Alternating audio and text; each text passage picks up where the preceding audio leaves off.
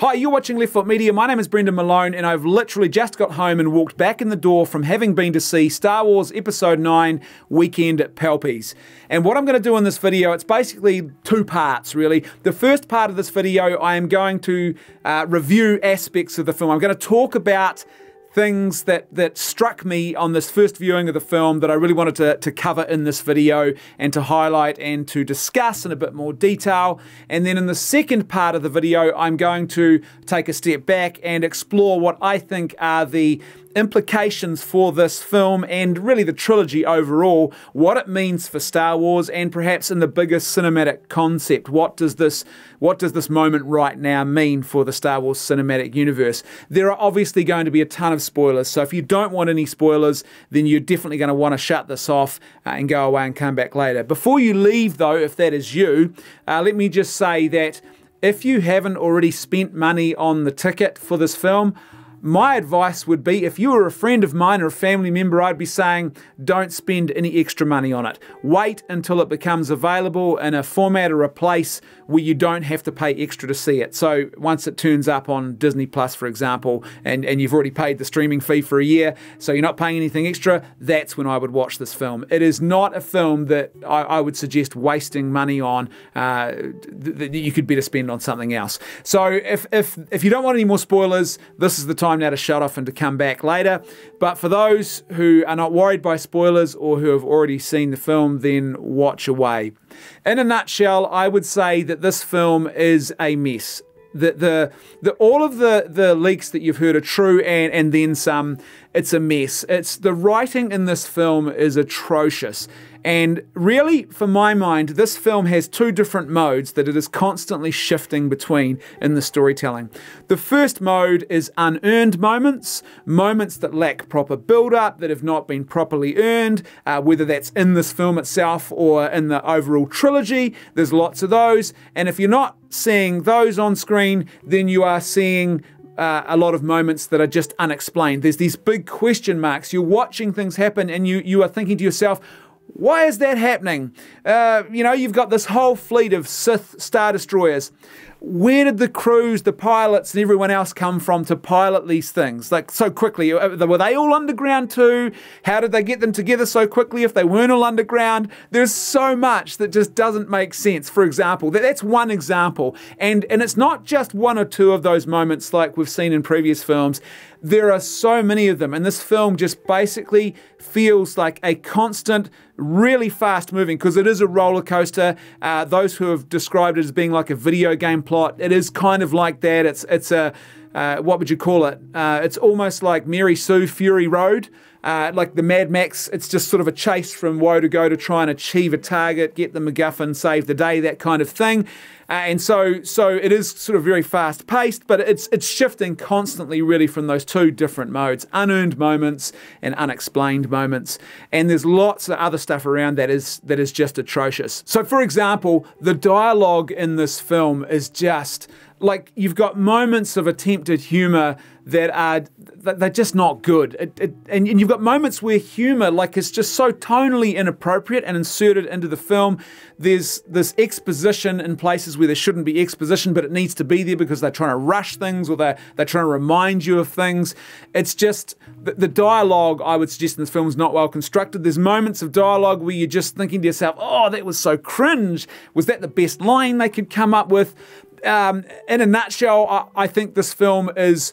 It's almost a wholesale rip-off of Return of the Jedi, which is J.J. Abrams being very true to form. If you look at what he did with Star Trek, you look at what he did with The Force Awakens, what did he do? He ripped off A New Hope, and this one he's ripping off the core essential elements of Return of the Jedi. It really is all there. You've got a Darth Vader type character who has a redemption and dies in the arms of our main hero. The Emperor is back and has to be defeated. You've got a battle going on outside. He even opens the portal at one stage, the roof, to show her. I mean, honestly, it's almost certainly the second half of it. There's just so much of the stuff that's just plagiarism of Return of the Jedi and other movies, and not just that, but his own previous films. There's that moment with Han Solo where he even touches his face. It's almost you know, it's almost blocked the same way. I'm thinking it probably is. If I went back, haven't had the time to, but if I went back and actually, you know, looked at that original shot from The Force Awakens where Han is killed by Kylo Ren, and, you know, touches his face, that scene is... You know, that scene is in this film again, but with a different outcome. You've got the character who was a First Order trooper who, just like Finn, has decided that with her friends that they were not going to kill innocent villagers. So, as she said, we don't know how it happened. It's just, but we all just laid down our arms and we left the First Order just like Finn did. It's like, we've already seen this concept, haven't we? Oh, that's right. We saw it only, you know, 2 movies ago. It was in the start of the trilogy. There's just so much plagiarism that goes on here. It's very much J.J. Abrams. J.J. Abrams, it's fascinating to me watching people criticize him and saying, oh, he should have taken a risk like Rian Johnson did and he just played it too safe, and that's one of the big problems here. It's like, have you not been watching J.J. Abrams? That's what he does. He is very formulaic. He plays it safe. Go and watch his films. He is a guy who is very much inspired by what you might call the motifs, the thematic elements of the 1980s and like his childhood sort of stuff. And what he does is he really sort of goes back to that type of thing, and he very much, it's a sort of very formulaic way of constructing things. He's done it with Star Trek, he did it with The Force Awakens. It's no surprise that he's done it again here. He's done what J.J. Abrams does. He sort of just puts things together on a chessboard, but in a very sort of safe and ultimately unsatisfying, and in this case, it's a very, very clumsy way as well. The use of Leia in this film was, I think, a bad idea. The use of Leia in this film is not good. This big promise of we had all this footage of her and she's going to get her big moment and this is a really important moment for her, it's a marketing ploy, because in actual fact what is so apparent now is that they did not have enough dialogue that had been filmed with Carrie Fisher before she died in order to actually flesh out and construct the scenes they wanted. So they did the best with what they've got, but there are plenty of moments where you're watching this and you're thinking, why is she not saying more? Where's the missing dialogue? So she, you know, at one point I remember in answer to a question, she literally gives a simple yes-no answer. But what you would normally expect organically in that moment is for her then to proceed after saying no to something to then explaining the no. But they don't have that bit of dialogue. All they've got is a simple no that they've managed to salvage from the can. And so that's what's in there. And there's so many moments like that where she's silent when she should be speaking. It's kind of ironic because there's so much other exposition going on, spoken exposition happening in this film. But with Leia, it really sticks out that they are using whatever they could scrape together in the way of pre-filmed dialogue. And so as a result, her use in this film, you know, it's when you stop and think about it, it is so obvious now, sitting on this side of the film, when you think about the scenes that she's in, they were shot, they were blocked for another film, for different scenes in another film. That moment where she's sort of standing there training Rey at the beginning, training, quote unquote, Rey at the beginning, it's just, you can tell her presence, the way she's standing, where she's situated in that scene, she's been pulled out of something completely different and then inserted into this particular moment in the jungle. And it doesn't really make a lot of sense. It just doesn't quite fit the way something organic that had been filmed in the real world with real people with a proper plan would. And so I think that it was a mistake. And I would suggest to you that her, in my opinion, her death in this film is more deflating than what Luke's was. Like, I'm critical of the way Luke was used in The Last Jedi and his death in particular. They just ripped the guts out of his sacrifice in The Last Jedi. It's all so very pointless. He just has a big force stroke after exerting himself too much. And she doesn't even get to that level. She just goes and lays down and dies, and it's this very brief thing, and she just knew that she had to give away the last of her life force to convince her son, and all she literally does is she distracts her son. That's it. She distracts him. She doesn't appear before him. It's just a sort of distraction in the Force. And then she lays down and she dies, and they take her medal and they hand that on to Chewie at the end. It was all so deflating. It was, as I said, I think that was even worse than what they did with Luke. It was it was pointless. She should have been, I think her passing should have happened a lot longer ago. It should have happened in the first film. She shouldn't have been a general. She should have been a senator or a queen in the New Republic, something proper and regal to her standing. I'll talk more about that later when we talk about the bigger picture, but Leia in this film, not well used. Rey is now at peak boss level Mary Sue in this film. Like, if you thought the Mary Sue problem was going to be resolved in this film, you are going to be sorely disappointed, because not only is it not resolved, it just gets worse. She is so overpowered in this film. It is absurd, and it creates all sort of stupid contradictions. I'll talk about one in just a moment when I talk about the mini plot holes that are in this film. But just one little example, and this is not a major one, but it's noticeable. At one point, she gets on a skimmer craft, which is basically a type of trimaran, catamaran type thing. It's trimaran, basically the hull and then two other wings out the side. It's a sailboat. And she gets on that to sail out to the Death Star. But remember, she grew up on a desert planet. She grew up in space. She grew up on a desert planet. Why does she know how to sail? Remember when in The Force Awakens she arrives and on that planet, was it Maz Kanata's, where Maz Kanata's cantina is, and she sees the greenery and the beauty of it, and she's just sort of captivated. I'd never seen this before in my life, that sort of moment. And yet here she is in extremely dangerous waters that even a skilled sailor, like the locals who live there, don't sail on. And she gets the skimmer craft, takes it out there all by herself, and she's sailing it with proficiency and without a problem in the world.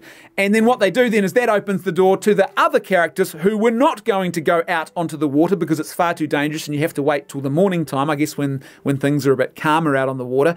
And they go out and follow her anyway. The whole thing was just so stupid. She's at peak level Mary Sue. She can do things that are just... The whole thing is just now getting at it. She's Space Jesus. She is literally Space Jesus now in this film. She is touching people and healing them with her powers. She's healing creatures. She's healing other human beings. She's just so overpowered. There is no dramatic tension, and the dramatic tension has got worse. And not only that, but these absurd superpowers that they give to her, they actually create contradictions in this film. So let me give you an example of that, because I want to talk now about some of the plot holes, because there's so many plot holes in this film. Like I said, unexplained things is a massive recurring mode or theme in this film. They just keep cropping up. Things where you go, what's going on? Where's Zoe? Zoe Bliss. How did Zoe Bliss get off that planet? What's she doing now in the final battle? How did she get here? And probably someone in the background in the writer's room is going, don't worry, we'll release a graphic novel or a little web short or a comic book or a novel later on. And that'll tell the whole story about how Zoe Bliss escaped and then ended up fighting at the end for the Resistance in the final battle. Just don't you worry yourself about it now, okay? Don't worry about it. It's something we can deal with later. And that is not good storytelling. It's atrocious. It's terrible filmmaking. It's lazy. It's sloppy. It's just basically, who cares, is what you've got going on in a writer's room when that sort of stuff is happening. And there's so much of that. And let me give you an example now of the Mary Sue nature and sort of plot holes and contradictions that arise. And some of these contradictions in this film, they happen literally within minutes of each other. Here's a classic example. Rey at the beginning is floating in the air, reasonably high off the ground. She's floating in the air and she is elevating rocks at the same time. She is just the superpower Jedi. She then goes on a training run, and she's on this training run through the jungle, and her skills are phenomenal. She's barely breaking a sweat.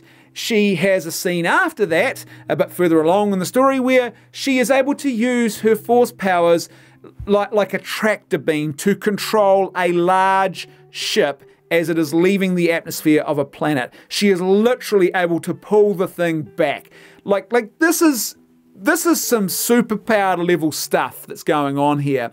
But then after that, she then struggles and breaks a sweat trying to climb up towers and wreckage inside the Death Star. And there's these moments where she sort of slips and her footing gives way.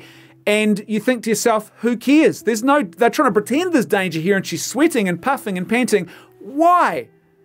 Because She's the superpowered Jedi who's able to use the Force in this amazing way, and you're telling me that she'd be breaking a sweat when she could just use the Force to assist herself in this?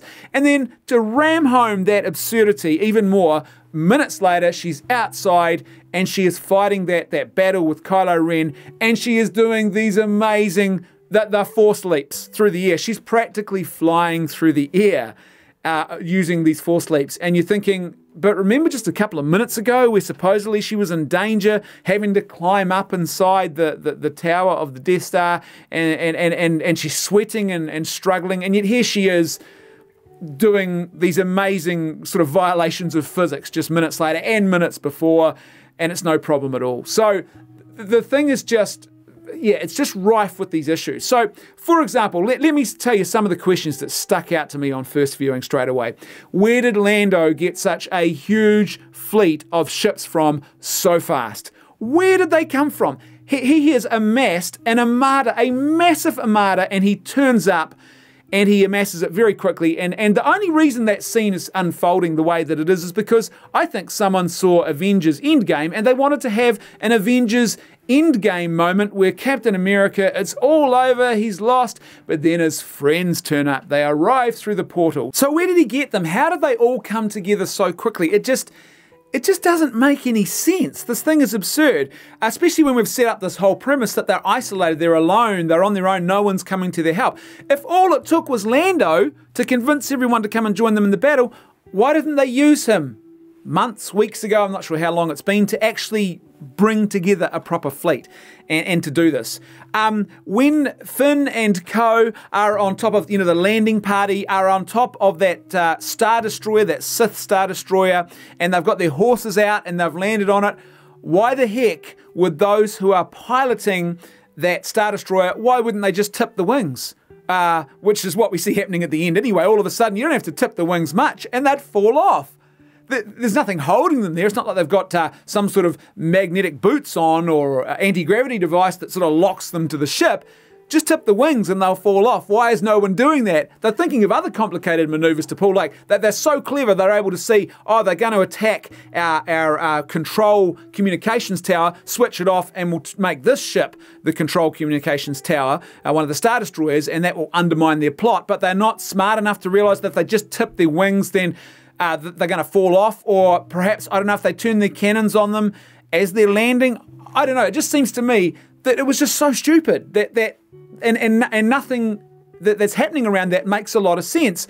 Why did the Emperor not foresee his granddaughter, Rey, being taken away from him by her parents? Why did he not foresee that? And by that way, that whole thing was absurd about her parents, the retconning of what Rian Johnson did, and the way in which they then, again, this is an unearned moment, a classic example of one of those unearned moments I was talking about before, where you have this, what's supposed to be a big, emotional, meaningful moment for Rey around the death of her parents and what that means to her. It's like they're total strangers. It hasn't been set up. We've seen brief, like the tiniest of fleeting flashes in this film, literally just before she has what's supposed to be some big emotive earned moment, and it's not earned. It is not earned. But why did the Emperor not foresee? Remember, that's the whole thing about the Emperor. Everything is coming together as I have planned it. That's his whole shtick. That's what he does. He foresees everything. Why is he not capable of foreseeing something so simple when he is the sort of Machiavellian master of the grand architecture of everything that goes on in this galaxy? Why did he not foresee that? Why did he not know where she was and just simply go and get her back a lot earlier? Why does the Emperor need Snoke? I think you'd have to be extremely naive to believe that J.J. Abrams had always planned to bring back Palpatine. I don't think that for a second. What I think his original plan was, before Rian Johnson completely undermined it, I think his original plan was to actually have Snoke as a plagiarized version of Palpatine. He was creating his own Emperor. That's what he was doing with Snoke. But of course, Rian Johnson pulled the rug out from under him, so what does he do? There's this brief scene in passing of some Snoke clones in a tube, and we get a brief piece of dialogue from Palpatine telling us about how he controlled Snoke. But then the question is, why does he even need Snoke? What's the point of Snoke here? And if he has Snoke, why did he ever lose control? If Palpatine is in control here, he has the Snoke character, Why does he have to wait so long? Why does he lose control of the galaxy so easily and so quickly? It seems that he's got this all-powerful person who is his puppet. He has everything he needs to be in charge. Why do we have to wait so long for him to appear? And that's why I think it's quite clear that J.J. Abrams never intended for Palpatine to be back. He didn't know what to do. They couldn't figure out how they would get themselves out of this corner that Rian Johnson had painted them into with his little art project version of Star Wars. And so this is the end result. They just sort of resurrect Palpatine on the fly, and then everything after that happens sort of happens on the fly. There's a scene at the end, the sort of final celebration scene, where they flick around a few planets, and lo and behold, they go to Endor, and the Ewoks are there, and they're looking up in the sky, and a Star Destroyer has been destroyed. Who's destroying that Star Destroyer? Are the Ewoks now flying ships, or is there someone else involved in some new battle of Endor? And who are they and what are they? So the Ewoks up there celebrating, it's like, great, but why would they be celebrating? Who's doing this?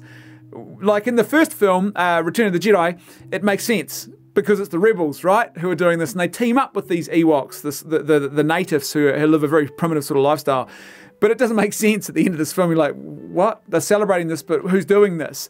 They mentioned the Holdo maneuver in this film, and it is so absurd. It is just the worst piece of very, very lazy and convenient Deus Ex Machina exposition that you could imagine. They know that what Rian Johnson did with the Holdo maneuver was a mess for Star Wars. They know, and it's ruined, and it's created all sorts of continuity and massive questions now about the logic of the Star Wars universe, and particularly the sort of the military logic of it all. And so what they do in this film is, instead of acknowledging it in some way, they literally have a character who just says, someone asks, what about the Holdo maneuver? And they're like, that's a once-in-a-lifetime thing. You know, and like, what do you mean it's a once-in-a-lifetime thing? What, can only one person at one moment... Like what conditions, pray tell, were perfect and had all come together? You know, the fates had aligned just perfectly at the perfect moment, and there was no other way that you could ever replicate this ever again. Like what was that happened in The Last Jedi that actually meant that was a once-in-a-lifetime trick to pull? Spoiler alert, there was nothing. This is just absurd Deus Ex Machina, their way of just going, we'll tell you it's rubbish and it can't work again, and then you just have to believe us and we'll carry on. It doesn't make any sense. There's just so many plot holes, and that's just some of them. And these things just keep cropping up, and you just keep thinking to yourself, what is going on? The scene with Kylo Ren and the Knights of Ren, he turns up at the end where he's at in the Emperor's palace and throne room, and he turns up with the Knights of Ren, and they just start giving him a beating. But it's like, this guy's a powerful Force user. We've seen him in this very film. This is another one of those classic contradictions. But what JJ needed in that moment was he needed Kylo Ren to have his beans handed to him. He needed him to receive a beating. And so he just writes a beating in there, or whoever's writing that scene writes the beating in there. But there's no logic to this, because not only is this guy been doing these amazingly powerful things with the Force just previously, including flying through the air. So all he has to do is fly away from the Knights of Ren. He's carrying a blaster when he first encounters them. He doesn't even use the blaster on them. And then immediately after taking the beating, all of a sudden he is back into, strength 10, all-powerful Force level stuff, and he's able to defeat them and use these amazing Force tricks, skills that he could have used previously, when he was literally being beaten with fisticuffs and being smacked around physically. It doesn't make a lot of sense. And then, as if that wasn't bad enough, the cherry on top is that absurd moment in the choreography. If you thought the throne room scene was bad for choreography, just wait till you see Kylo Ren flick a lightsaber behind him, both hands behind him, duck down sort of into a half bow, so facing the other way. His opponent's coming from behind. He's got the lightsaber behind him, and it's obviously the lightsaber is lit, and he literally just bends over forward, and he has the lightsaber sticking out behind him, and he just waits. It doesn't happen in an instant. He waits for his opponent to arrive so he can use the lightsaber on him. It's like, why wouldn't your opponent just stop what he was doing and wait for you to turn around, or simply move out of the way of this absurd moment where you are literally in that pose for several seconds? This is dumb. This is so very, very dumb. There was a weird overabundance of female warriors in this movie, including what I'm pretty sure is a cameo from Dame Judi Dench. I'm pretty sure there was this attempt at, I don't know, what do you call it? A bit of weird self-interested fan service where Daniel Craig, you might remember, played a stormtrooper in The Force Awakens, and I'm pretty sure that there's it's just a very brief one line of dialogue that we hear from a stormtrooper, a female stormtrooper, and I'm pretty sure it's Dame Judi Dench. And so it's like this little bit of, hey, remember how James Bond was in this? Well, we're going to put M in this as well. She's in this movie. Get it? James Bond? Yes. Ooh, the connections. Wow, it's amazing. It's deep. It's like poetry and symmetry. It's like sim poetry. And so there's that moment, but there's this overabundance of female warriors, and it really, really sticks out in this movie, and it's on both sides. You've got stormtroopers, and these voices keep cropping up. These female voices crop up all over the place, and you've got these female warriors and pilots and fighters all through the Resistance, and it just feels like in this film, it's the numbers and the nature of that is more explicit and in your face than it's ever been in any of the previous films in this trilogy. It's all of a sudden, it literally feels like, to me, it really stuck out, like someone was trying to meet a gender hiring quota, and they wanted to have this sort of, I don't know, equal opportunity employment program running throughout Star Wars. And so it was like, let's just shove lots of females in here. And it's so noticeable. And interestingly, it becomes a distraction, because it actually feels like they are deliberately trying too hard here now. And so there's this weird sort of gender quota fantasy thing that's happening here. At one point, Lando, I'm pretty sure he's talking to Poe. Sorry, I've literally just got on the door, so I'm plucking things out of my memory. But Lando tells Poe that the big secret to their success was that in the old trilogy, they had each other. It was all about teamwork, which is a very admirable thing to say. But then the final scene of the film, the very conclusion of the film, and the sort of big elevated motif moment is what? It's Rey as the solitary warrior with her droid beside her back on Tatooine. It's not about team at all. It's about one person and one hero, and it's just sort of this contradiction and what we're being told, and then what the sort of the visual symbolism and the actual symbolism that's going on in the story, which is not surprising at all, because, as I said, this is not particularly well written. The final celebration looked terrible. It looked fake. Like in the original Return of the Jedi, that final celebration scene when they've destroyed the Empire, yeah, sure, there's elements of cheese to it, but it actually feels like a celebration. This one, the celebration scene's going on in the background. It's just, it doesn't feel right. It hasn't been shot right. It literally feels like what you are watching, and it seems so blatantly obvious to me anyway, and I'm sure it will be to others as well, is you are watching actors silently hugging each other and pretending that there's a celebration going on while the main characters are in the foreground. But it's so absurd and bizarre the way that's shot. It actually ends up looking very fake. You are pulled out of the moment. It is literally sort of moment-breaking stuff where you're pulled out of the story and you notice things like that you shouldn't be seeing. It's like someone dropping a boom mic into a shot and all of a sudden the illusion is shattered. And so you realize it's this cheesy kind of stage play moment that you might see at a school stage play. And one thing that really sort of stuck out to me in that moment was why not have some depth of field blurring?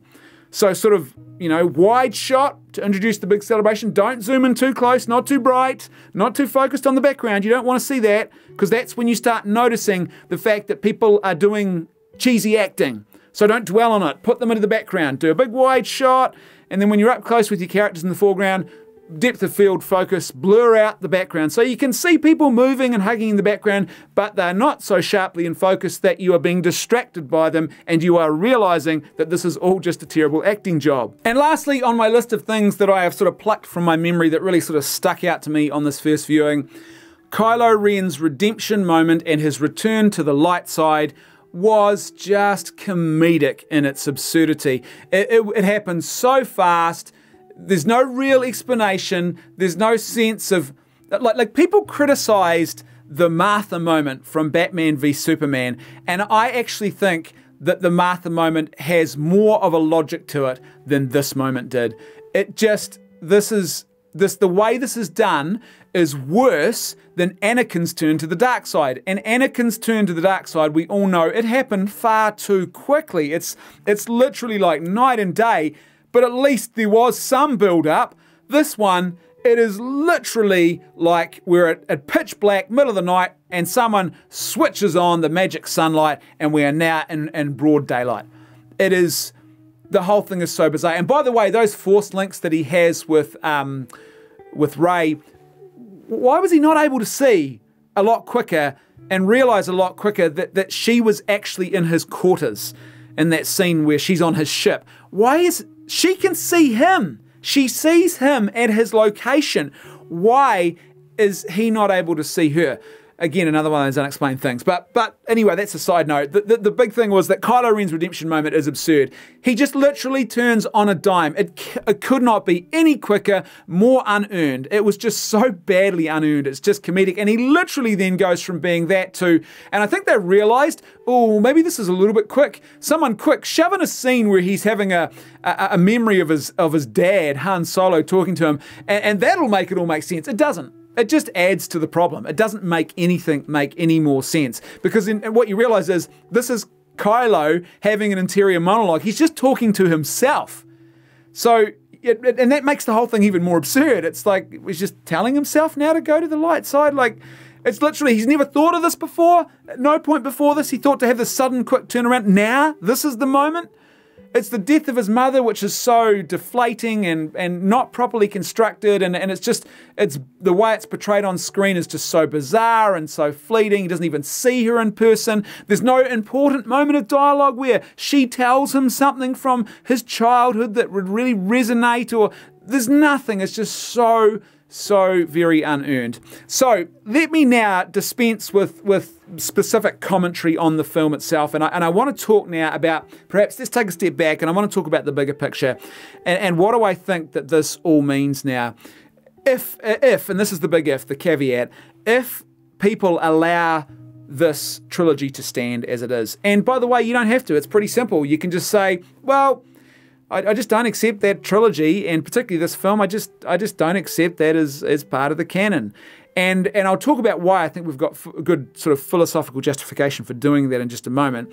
But if people were to allow this whole trilogy to stand and just sort of carry on as if it's now part of the actual canon, the lore, the mythology of Star Wars, what does this mean? Well, what it would mean is this, that basically Disney have now completely destroyed, well, not completely, but they have hugely undermined and done major damage to the original source material. They have actually actively attacked the mythology of Star Wars by doing what they have done. So this isn't just some sloppy writing. This is things and decisions and storytelling decisions that are so bad that they now have profound ramifications for the original trilogy, the original story, the original mythology, the original source material. First of all, they have undermined the character of Leia. Leia should have been a senator, like I said before, not a general. And an unexplainable army too. Let's face it, the Resistance makes absolutely no sense in The Force Awakens. They don't make any sense. Why do they exist as a third power? Who do they serve? Their own interests? What are they doing there?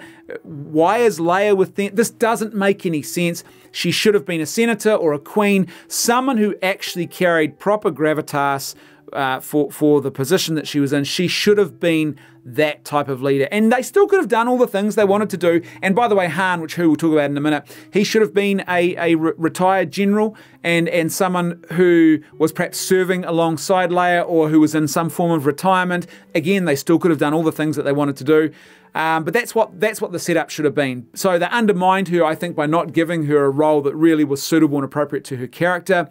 They made a laughingstock of her in The Last Jedi, that Mary Poppins moment. Even people who love The Last Jedi, even a lot of them have been critical of that Mary Poppins moment. That's sort of universally. It doesn't matter where you sit on the spectrum of what you think about The Last Jedi, whether you are really anti that film, whether you are really supportive, or whether you're somewhere in the middle. Everyone, just about everyone from all those three camps agree that Mary Poppins moment was just, it was comedic. And they dragged Leia into that. They made her part of that Mary Poppins moment.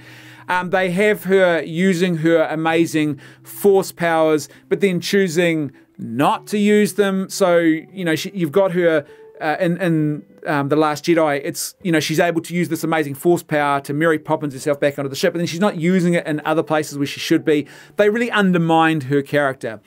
They didn't do as much damage to her, and I think part of the reason they didn't do as much damage is because of this really strong identity politics ideology that is running through this trilogy now. It's clearly one of the end goals. It shouldn't have been. The end goal should have been good writing, and whatever happens, happens. Whatever comes, comes. But they didn't.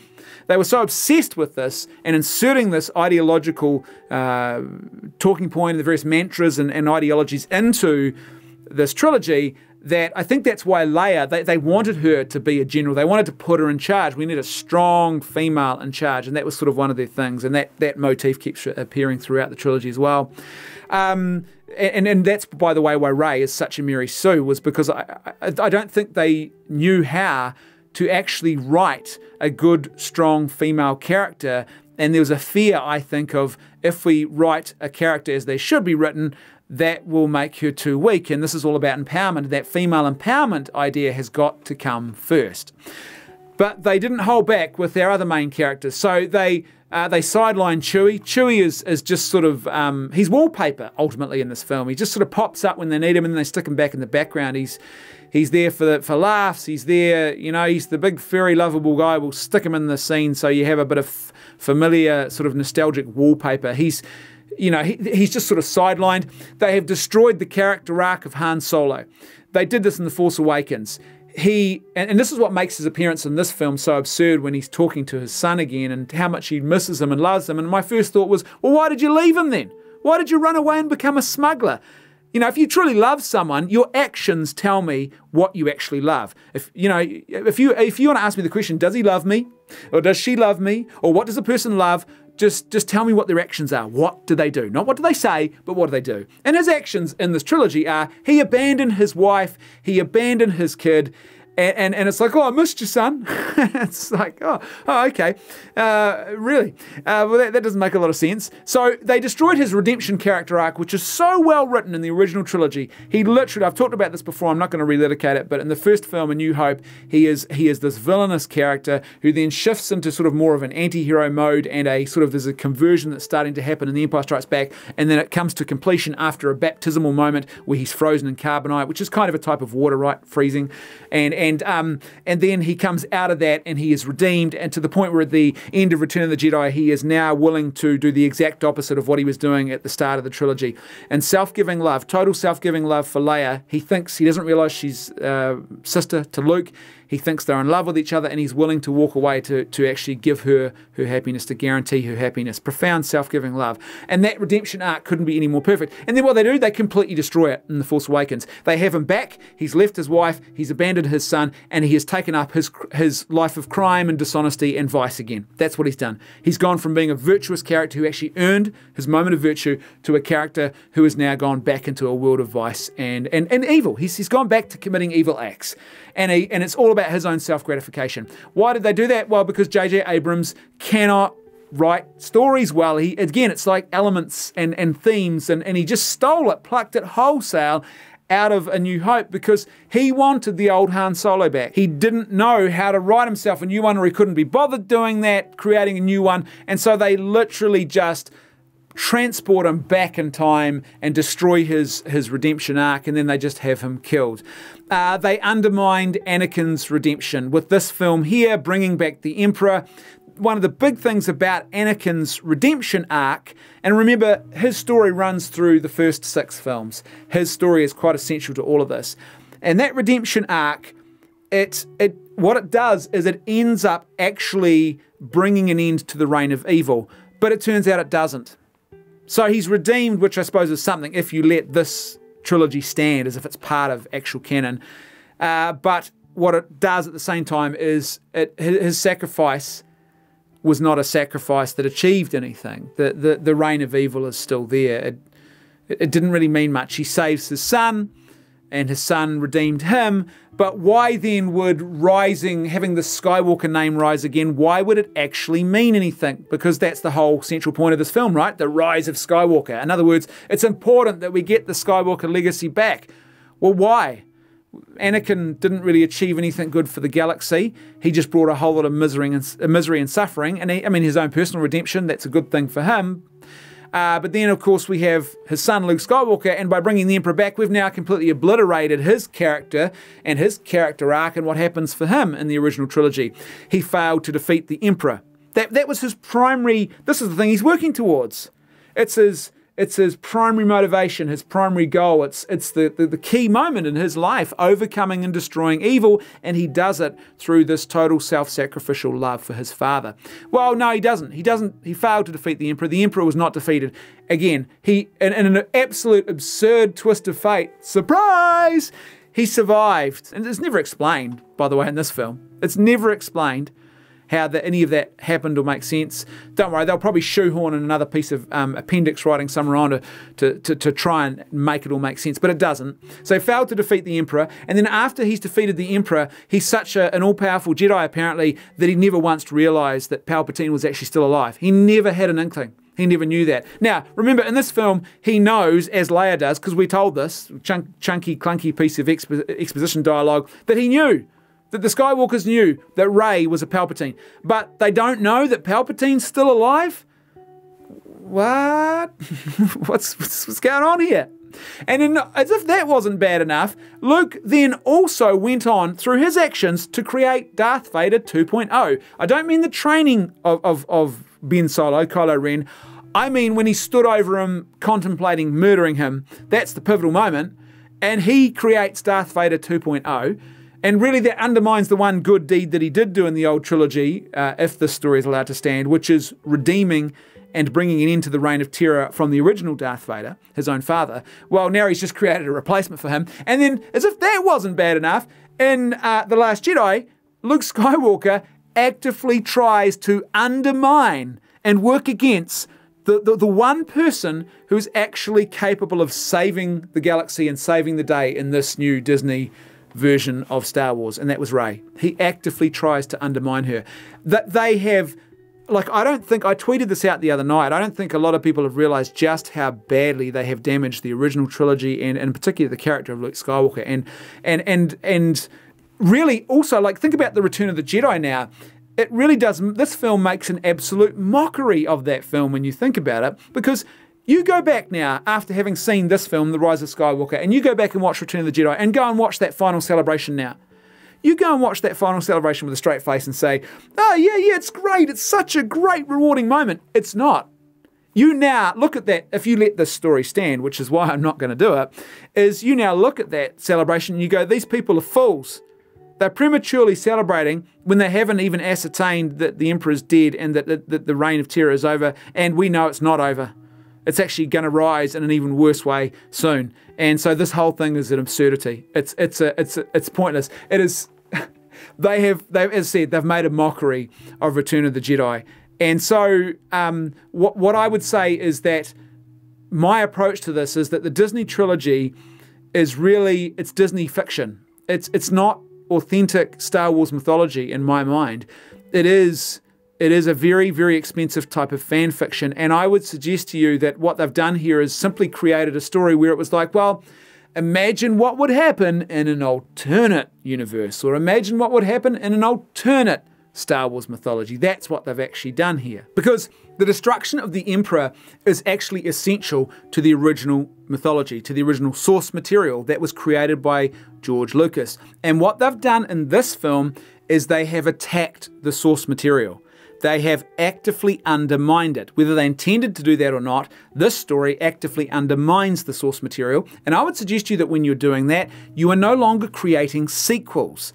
And that's what Disney was all about, right? They were going to create sequels, or a carry-on, a transition and a carrying on of the story of Star Wars. But when you go back and attack the source material, you're no longer creating sequels, you're now trying to rewrite the original story, the original mythology. You are rewriting and recreating the original creation and making it something new. It's like going back to the Mona Lisa and saying, let's say you are sold the Mona Lisa, the only copy of the Mona Lisa, it's yours now. And for some reason, you are signed over all of the artistry rights as well, total ownership of this thing. And you say, you know what? actually, in actual fact, what I want to do is I want to add a moustache, I want to put sunglasses on this thing, and I want to put a big funny pink hat on top of it. That's what I think the Mona Lisa should be. You are actually now destroying the original creation. What you are doing is not artistry, it is not faithful to the source material, it is undermining the original thing itself that was created, and that's what they're doing. And so I think we have a very sound philosophical justification for simply saying, you know what, this should be just treated as Disney fiction. It's Disney Star Wars fiction. It's very, very expensive, studio-made fan fiction. Basically, that's what this is. And the big justification for that, I would suggest, is because Lucas didn't create this. This is not Lucas's storytelling. And why is that important? Because Lucas is the original creator of Star Wars. It is his creation. The thing that is created is his vision. It belongs to him. And from a philosophical perspective, I think it's pretty clear to me that if you create a piece of art, you bring something into existence, it is your creation. And when someone else takes that and tries to completely mar that thing and remake it in their own image, that's no longer the original thing. It's something very different now.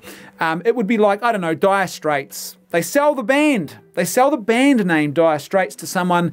Mark Knopfler leaves the band. He's no longer the songwriter. All the original members are gone. And you've now got this new group of people who are creating songs, and they're engaged in artistic endeavor, and they're doing that under the brand name Dire Straits because that's what they've bought. They've bought the name.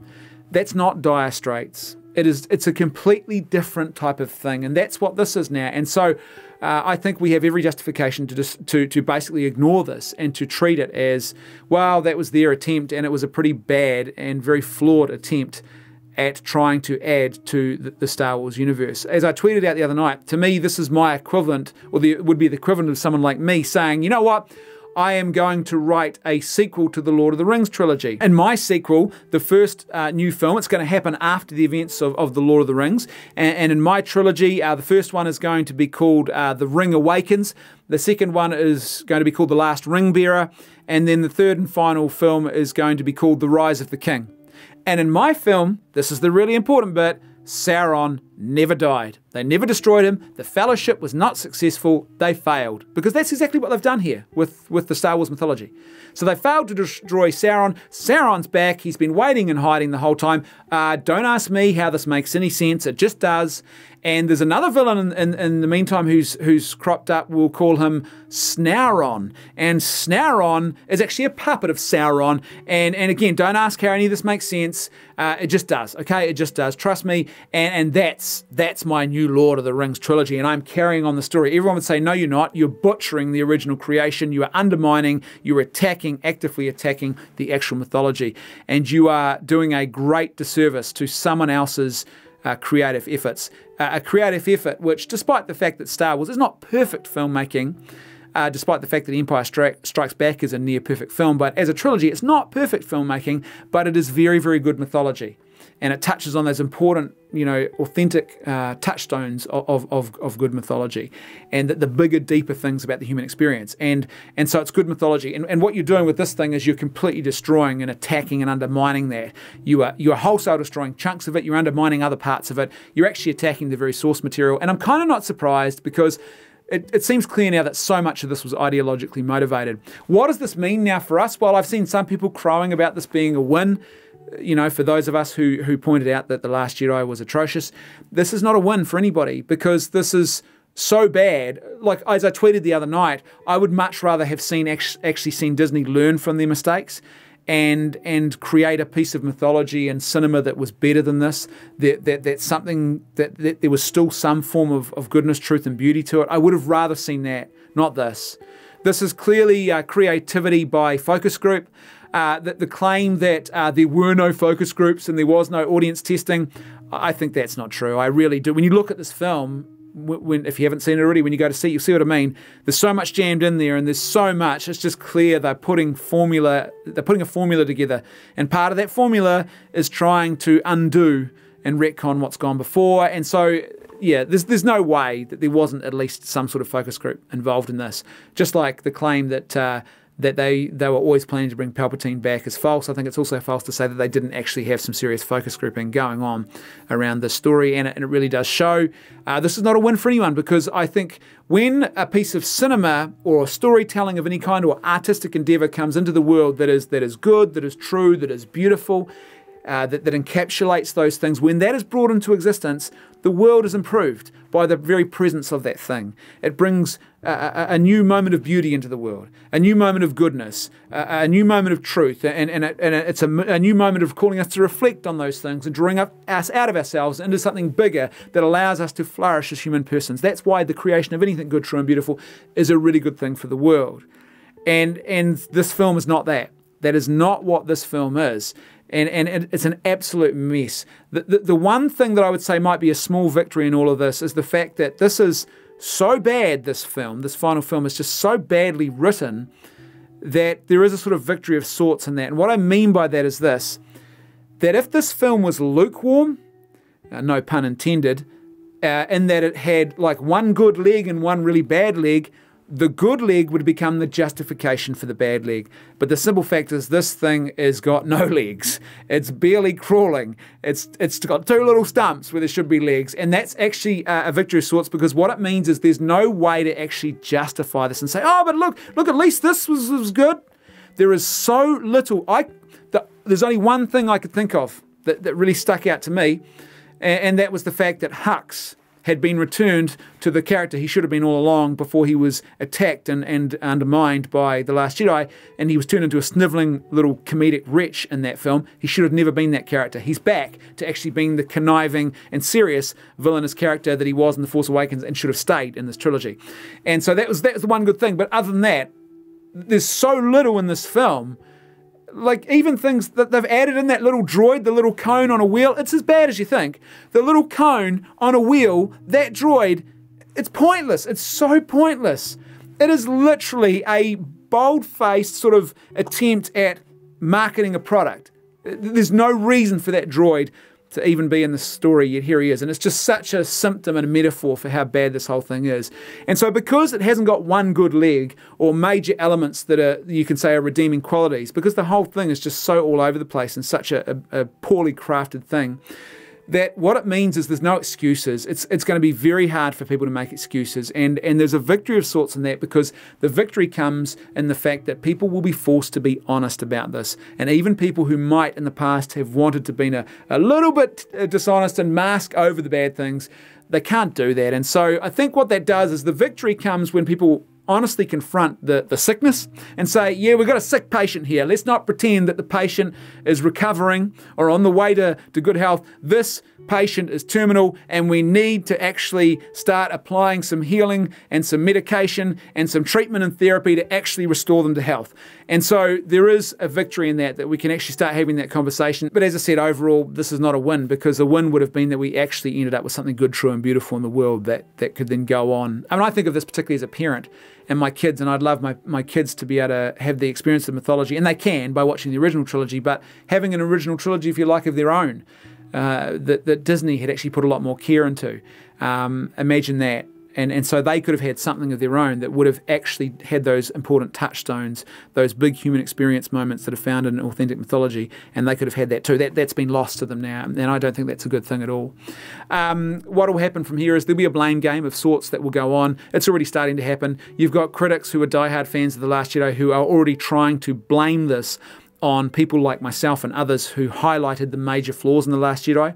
You will see people, I think, being a lot more honest about how bad The Last Jedi was and how it sort of created a problem. And then the other camp will really come to the fore and they'll say, well, J.J. Abrams was painted into a corner because of a bad film that came before him. So there'll be this blame game that goes on. Was it J.J.'s fault? Was it Rian Johnson's fault? In actual fact, both of them have to take fault here, and Kathleen Kennedy, who oversaw the whole thing, she has to take responsibility for this trilogy and the mess that it has ended up being, because J.J. Abrams started by ripping off A New Hope. That was The Force Awakens. It was a rip-off of the film that had previously been made by George Lucas. And then along comes Rian Johnson. He decides that he's going to make his little experimental art project, and he thought he was being really, really clever, and it was a disaster. It was a mess. And then J.J. Abrams comes back again. And so you've got JJ's influence and mistakes. You've got Ryan's influence and mistakes. And then you've got Kathleen Kennedy, who's supposed to be managing the whole ship, but she's letting different people into the wheelhouse at different times to turn the boat in different directions. And that's her job as the captain of the ship, to say, get out of my wheelhouse. I'm the one who's steering the ship. And so the thing's a mess as a result. And I would say, forget about this whole debate that's going on right now. Should Disney make any more trilogy movies? And they've already talked about the fact that they've signaled that they're going to stop making trilogy movies. I would say to people that what needs to happen now is Disney just needs to stop making Star Wars movies, full stop. And they need to have a very serious, cold, hard reevaluation and an honest critique and evaluation of their own performance in all of this. And if they don't do that, and I suspect they're not going to do that, I suspect they're just going to carry on trying to make single solitary films and perhaps TV content. If they don't do that, then what we're going to end up with is, I think, a Star Wars cinematic universe that looks a lot like the DC cinematic universe does right now. There's going to be a lack of coherence. You're going to have films that'll pop up that'll be really good, and then other films that'll pop up that'll be very, very mediocre at best. Arguably quite bad. And that's what's going to happen. It'll just be a hodgepodge, sort of, eggs in a basket. Maybe you get a good egg, maybe you get a rotten egg, because unless you actually understand and bring together a cohesive vision for this thing, and that's what you need for a mythology like this, because this mythology has very clear rules and frameworks that it's supposed to operate within. And if you don't actually get those on the table and clear at the beginning and create for yourself a plan, like they did with Marvel, then you're going to end up with a mess. And so unless they do that, the future's not looking good. The future is not looking good. They've managed to kill Star Wars, and they've managed to kill it in a way that I didn't think they would. I thought that Star Wars would be killed by oversaturation. There'd be too much of it. But in actual fact, what's happened is they've killed it a lot sooner, and they've killed it with just really, really bad storytelling and bad creative decision making. As per usual, I'd love to hear your thoughts, so please let me know what you think in the comment section below. And if you like the content I'm creating and you'd like to see more of it, then please support the channel. There is a link for PayPal. You can leave a tip in the PayPal jar and the link below in the video description, or there is a link in the top right of my homepage, a PayPal button you can use if that link down below doesn't work. Every little bit helps, especially with the way YouTube is at the moment. And a huge thank you to everyone who is supporting this channel on an ongoing basis. I really, really appreciate that kind of support. As per usual, thanks for watching, and I'll see you next time on Left Foot Media.